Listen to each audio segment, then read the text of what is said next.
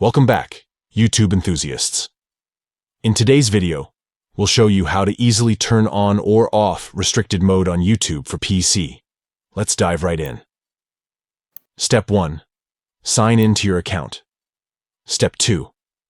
At the top right corner, click on your profile photo. Step 3.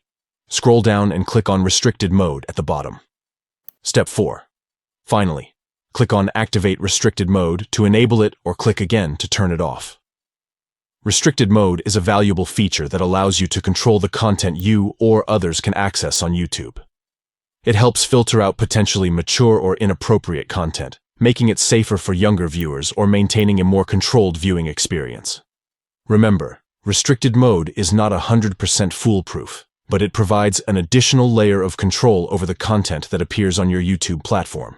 That's it.